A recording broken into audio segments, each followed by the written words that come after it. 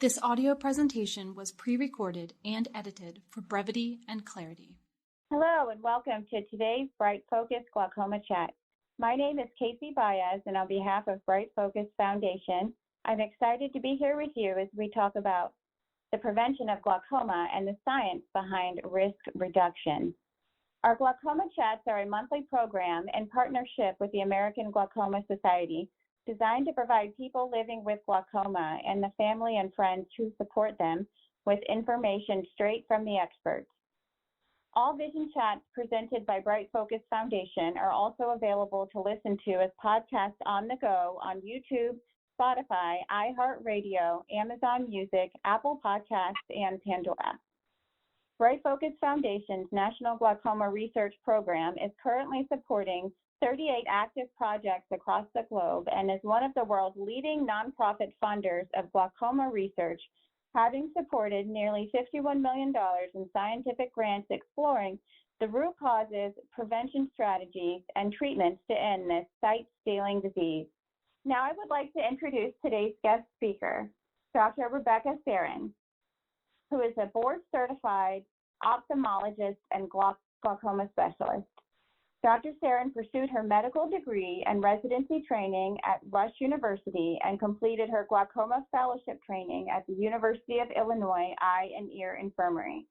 She has been a member of University Ophthalmology Associates and an assistant professor of ophthalmology at Rush University since 2020, and also serves as the education director for the Department of Ophthalmology.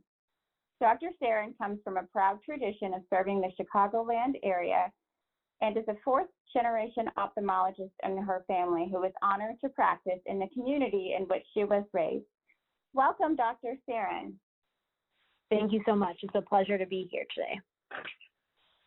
So excited to have you. So for our listeners, when we talk about the prevention of glaucoma and the science behind risk reduction, we want to open our discussion by going over the risk factors for each type of glaucoma, since there are different types, and starting with what are the risk factors for open-angle glaucoma?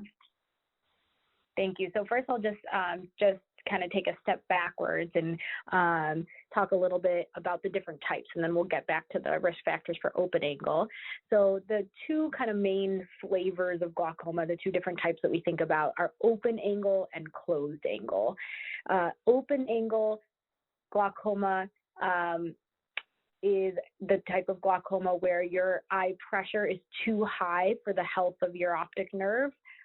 But it's not due to a crowding of the structures of the eye. Closed angle glaucoma is due to more to the shape and size of the eye being too small, so the structures of the eye are very crowded, and that impairs the drainage of fluid and allows the pressure to go up. So the two main different types, and we'll talk about them separately because they have different risk factors. Open angle glaucoma is by far and away the more common, somewhere on the order of 80 to 85% of patients with glaucoma will have open angle glaucoma. And there's the risk factors, there's a few risk factors. Some of the risk factors I would put in the category of things that your eye doctor will measure when you go to the doctor. Your eye pressure, which is separate from your blood pressure and not related or affected by it. Whether or not you are nearsighted. The thickness of your cornea, and those are the main things that fall kind of under that category. The other group of risk factors have to do with kind of people's inherent characteristics, their age, their race, and family history is a really, really big one.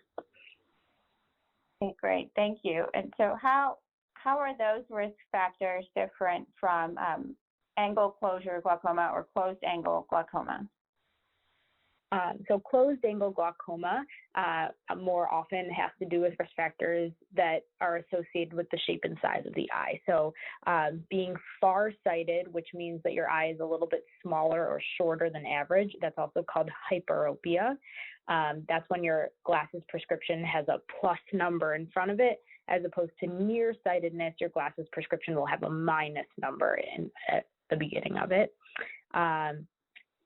and along with having a shorter eye, a smaller, different structures of the angle are smaller. The front part of the eye, which is called the anterior chamber, is shallow, or that you have a very dense cataract can sometimes precipitate closed angle glaucoma.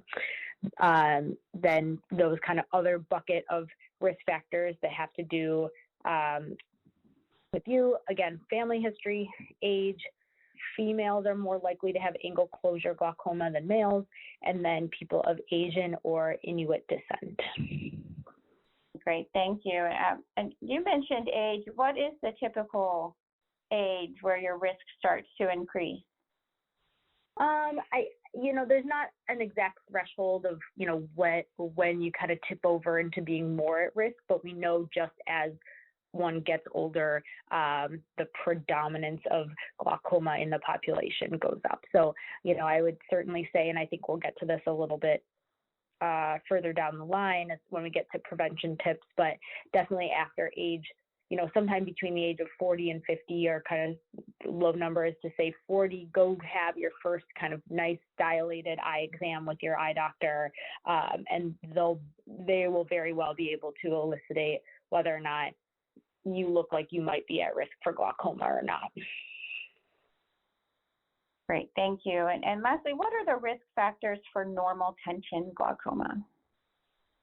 So normal tension glaucoma is a type, it's kind of a subset of open angle glaucoma. So it's when your eye pressure is too high for you, but the number isn't actually high. When we measure the eye pressure, a normal pressure is what we consider to be between 10 and 20, but some people have a pressure that's in a nice low range, 10, 12, 13, and they're still getting damage to their optic nerve, even though on a population standpoint, we would call that kind of a normal eye pressure. So that pressure is too high for them.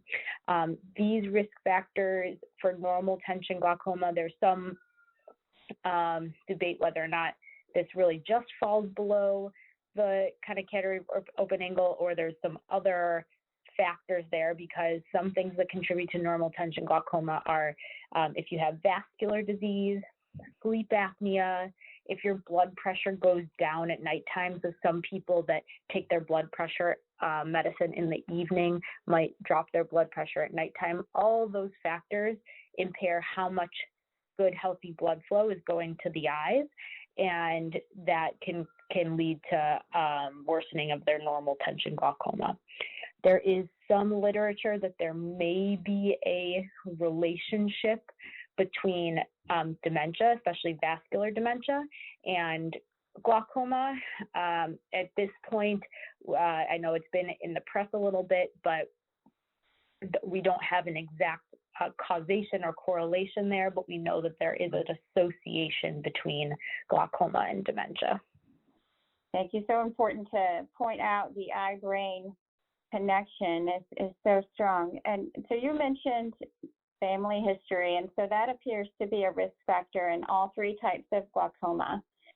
So that, along with our ethnicity, are sort of variables and factors that we can't change.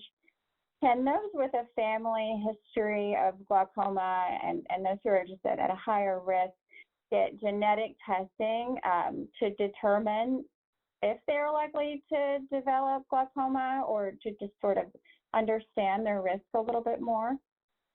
That's a great question. The genetic testing question is one I get a lot, and is a little bit more complicated than just going and getting a genetic test. There are some genes we have identified that have a very clear correlation with glaucoma. The most commonly kind of tested for ones are actually ones that have to do with juvenile or childhood glaucomas or congenital glaucomas, babies that are born with glaucoma. We've really, identified some clear links to genes for those conditions. And the juvenile glaucoma we think of actually as anyone under 40 who develops glaucoma can get genetic testing to see if they express the genes that may predispose them or their family members to glaucoma. Glaucoma in the population past the age of 40 we have identified some genes, but there's not a specific genetic test for that. And truly, it's much kind of simpler to go get an eye exam with your eye doctor, and they should be able to look at your nerve and give you a really nice sense of whether or not your nerve looks at risk for glaucoma. When I meet someone for the first time who I'm concerned about glaucoma, I always ask if they have a family history. I ask if their family members required eye drops or if they required surgery. That gives me a sense of how aggressive the glaucoma may have been in their family. Sometimes I'll have people that say, I haven't heard that word glaucoma, and then I figure they probably don't have a strong family history. And then I have some people that come in and say, my aunt, my brother, my mom, my grandma all had glaucoma. So it tends to run pretty tightly in families, but it doesn't always. Getting that eye exam is so important, with glaucoma being the second leading cause of irreversible blindness worldwide that affects 80 million people. A lot of people really do want to know, can glaucoma be prevented? I think people also want to know if glaucoma can be reversed, and that's the question that we talk about a lot here. But can glaucoma be prevented? And as a follow-up, if you already have glaucoma, can you prevent further vision loss from the disease?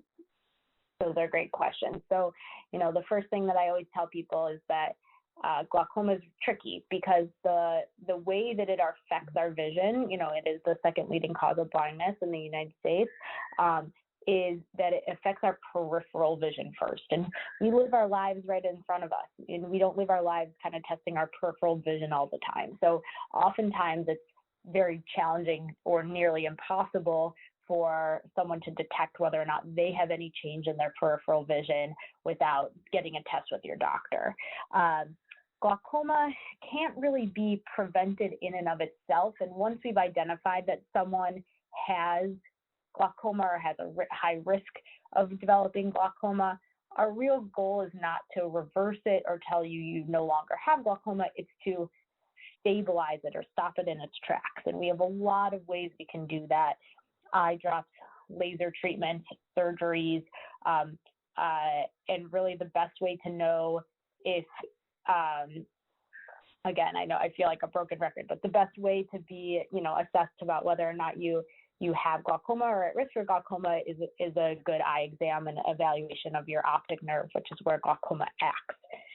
And if you already have glaucoma, can you prevent further loss from the disease? So yeah, we have many, many, many patients that never develop vision loss, never develop appreciable peripheral vision loss or central vision loss just by being treated and having their pressure lowered and at a good, nice, stable level. Thank you. The information is so helpful. And with all of the research being conducted for glaucoma, there are new discoveries every day, and there is reason to be hopeful, and most importantly, to see your doctor. And so one by one, we're going to dive into some of the prevention tips. And so you've mentioned the critical importance of getting eye exams. How often should our listeners be visiting their doctor? I think that if around age 40, somewhere between 40 and 45, if you've never had a dilated eye exam with an ophthalmologist, it's a good idea to go have one. And then your doctor can really guide you about where your risk is and how often you need to be seen. I certainly see people in their 40s who may have a family history, but everything looks really healthy, and we'll do an annual exam. I think that's probably my most common thing I recommend for people, is a nice annual exam. And I have some people that look like they have really no risk. Everything looks really healthy, and then I'll say every 2 to 3 years is okay. But with a detailed exam, that guidance can be given to you, but usually an annual exam. Perfect, thank you. And so how important is it for our listeners to protect our eyes from the sun? Do you have any recommendations in terms of sunglasses or hats and sun protection for vision? So related to glaucoma specifically, the sun is not a risk factor or a contributing factor to the progression or the development of glaucoma per se, but in other disease processes of the eye, cataracts, a macular degeneration, a few other things, sun protection is important. So I really, anything with UV protection is fine. It doesn't necessarily have to be, anti-glare, special, all the different special coatings and things, I don't think make a huge difference, but having UVA and UVB protection are important when you're out in direct sun. Thank you. And so smoking, we all know that smoking is bad for us, but how does smoking impact our risk of developing glaucoma? So smoking also has kind of an indirect relationship with glaucoma as it relates to causing vascular disease. So we know smoking causes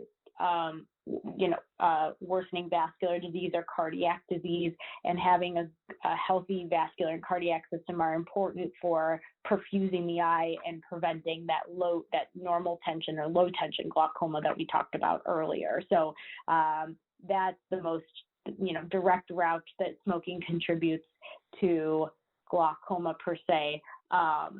Again, we know with macular degeneration, smoking plays a huge role, and thyroid eye disease. So certainly as that's a great place to give yourself a little bit of risk reduction in disease processes overall. Thank you. Also wanted to note that a 2022 National Glaucoma Research BrightFocus study on glaucoma concluded that heavy smokers are 2.2 times more likely to have their vision loss progress if they have glaucoma than if they never smoked. So that's just interesting finding from BrightFocus.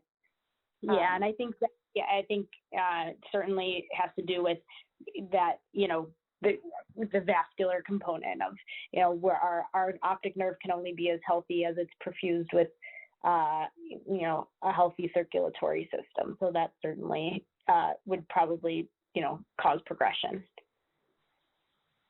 Absolutely. And so thinking about foods and diets is something that is top of mind for many people when it comes to a healthy lifestyle, and specifically for people who already have glaucoma or might be at risk for developing glaucoma. Are there any diets or foods that are best for them?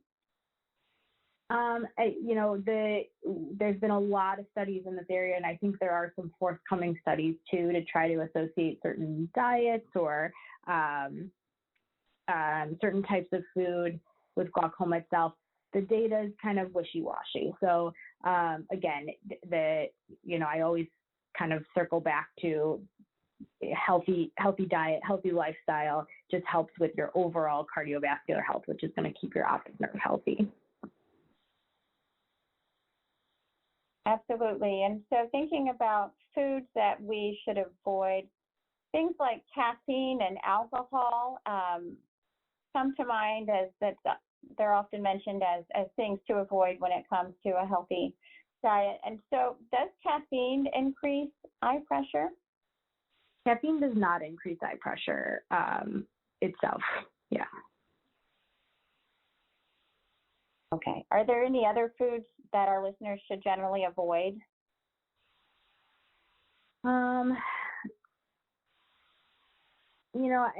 I tend not to give specific dietary kind of restrictions to people with glaucoma. Everyone's a little bit different about what kind of dehydrates them or may cause,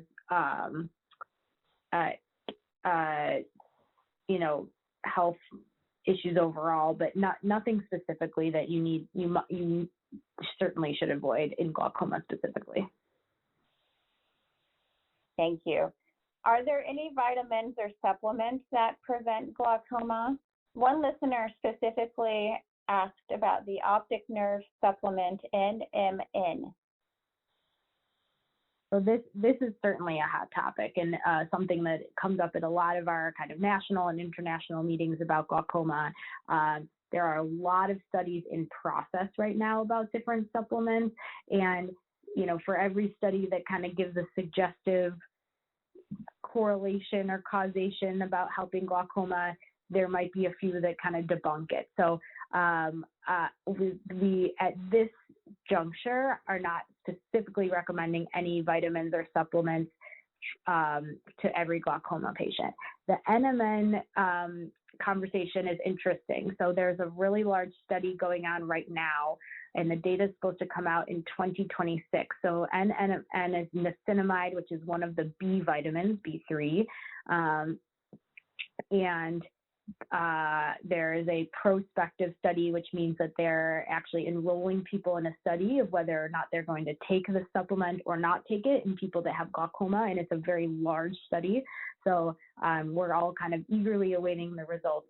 None of these supplements are necessarily harmful, but we don't have that good, kind of robust data there yet, but we're hoping to have something and that data collection is coming to an end in 2026. So stay tuned. That's exciting. It's always important to have the clinical data. And so moving on to exercise, do you have any tips for our listeners on the types of exercise that are best? We have some specific questions from our listeners. One of them is, does doing yoga cause glaucoma? And another one is, are my strength and muscle building exercises harmful to glaucoma? Those are great questions. So yoga is an interesting one. We know from the data with that low tension glaucoma that any exercise or any activity that puts your head below your heart for an extended period of time does decrease the amount of blood flow to the optic nerve. So in people that are diagnosed with glaucoma, especially with low tension glaucoma, I will have them avoid any inverted positions in yoga, but they don't have to avoid yoga altogether. If someone came to me with a very strong family history, maybe I would recommend avoiding that too, but I don't give it a blanket statement to my patients that they should avoid yoga because of that correlation. Muscle building exercises are not harmful to glaucoma, and they're fabulous for you. So I would certainly continue that. I wouldn't put any restriction on that type of exercise. That is so fascinating about the yoga connection. Thanks for explaining that. And so going back to family history being a risk factor, how important is it for us to talk to family members about their risk and getting their eyes checked? Do you have any tips for how best to bring up this conversation? Yeah, so when I have patients that are newly diagnosed with glaucoma, I definitely encourage them to tell their first-degree family members, so siblings, parents, and children, that they should have an eye exam to see if they're at risk.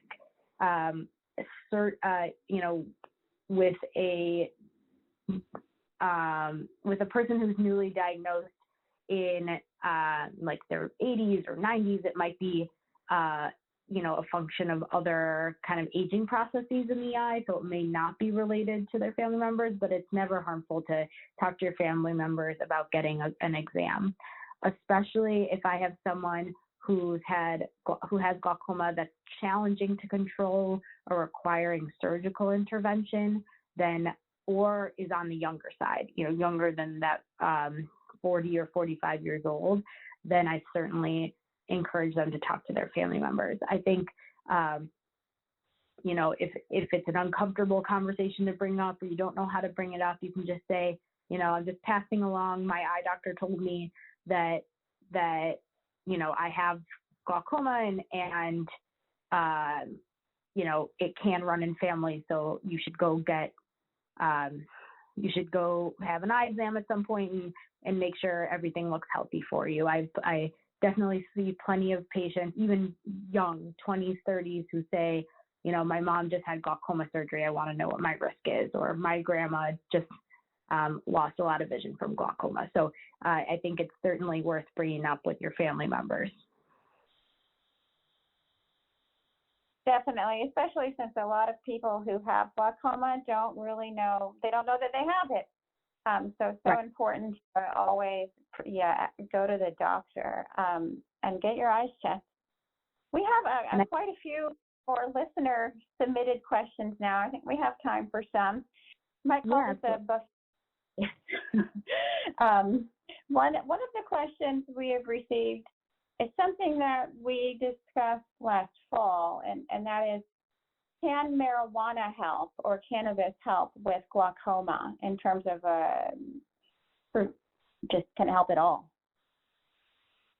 Yeah, so the marijuana conversation is a really interesting one as well. So we know that there are two kind of chemical components of marijuana. There's the THC component, and then now I'm blanking on what the other component is at this point, but there's two different chemical components of marijuana, and one actually can lower eye pressure, and one actually in a small population of people actually raises eye pressure. So there is some data that it helps lower the eye pressure, but it only works while it's in your system. So if it was going to be something that ended up being therapeutic for people for glaucoma, it would have to be in your system all day, every day, because we know fluctuations in eye pressure are really dangerous for the optic nerve. There is certainly a lot of research in this area going on about isolating the different components and trying to come up with a formulation that may be able to treat people. What the people I've talked to kind of think is going to end up happening is that they may isolate some of the components of marijuana into an eye drop. So then it might be just like our other glaucoma eye drops, where it's something you take once or twice a day. I think the oral form is going to end up being too variable and need to be taken too often to be a realistic treatment option for people. That's so fascinating about the eye drop possibility, and there's so many questions about this out there. So thank you for explaining that. When it comes to other sort of lifestyle-related questions around glaucoma, one listener wants to know, does your sleep position affect glaucoma? That's a great question. As far as I know, I don't think there's any really robust data that the sleep position makes a big difference. I don't think like sleeping on your stomach or sleeping on your eye or anything increases the pressure in a way that would be substantial for you. So I wouldn't, I don't recommend different sleeping positions for people. Thank you. Should we wear glasses with blue light protection lenses if we have glaucoma? So I feel like I'm giving very similar answers for a lot of things. So the blue light glasses help with glare and sometimes help with a lot of comfort, especially people that use computers often for work or just in life. Sometimes will help the eyes feel more comfortable at a computer screen, but they don't affect the health of the eye. So they certainly are not related to preventing or assisting with glaucoma management, but a lot of people find them more comfortable to use with screens. So I would, if you are someone that spends a lot of time on the computer, I don't discourage people from trying them for comfort. Great, thank you. Just a few more questions. One listener wants to know, can glaucoma cause other eye diseases? And also, if you have glaucoma in one eye, does that mean you're going to get it in the other one? Those are both really good questions. So glaucoma can predispose you to having other issues in the eye. There are some, more often, it's kind of the reverse. So other disease process in the eye can cause what we call a secondary or a subsequent glaucoma.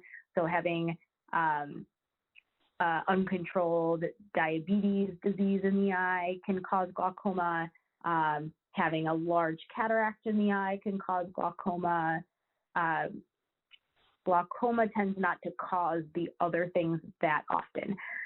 Sometimes in closed angle glaucoma, so that's when the eye is too small and too crowded, the pressure can build up quickly and it can cause headaches, vision loss, nausea, vomiting, and eye pain, and sometimes that can lead to vision loss. But it's more that a secondary glaucoma can often be caused from other disease processes. And then remind me what the second part of the question was. If we have a glaucoma in one eye, how does that affect the other eye and the risk for glaucoma? So we consider glaucoma to be a bilateral disease, but it often is what we call asymmetric. So if we have the tendency or the predisposition to have damage in the optic nerve or have high pressure in one eye, we consider it to be in both eyes. It just might be well controlled, or it might be very mild or in an undetectable range. So we do consider, because there's so many genetic components and so many kind of systemic components that can contribute to glaucoma, we do consider it to be a bilateral disease. Thank you so much. So important to see your doctor. As a reminder, this information is so helpful. Thank you. And so for our last two-part question is coming back to what we're talking about today. Can lifestyle changes really have a profound effect or a minor impact on glaucoma? And what is the most important contributor to eye health?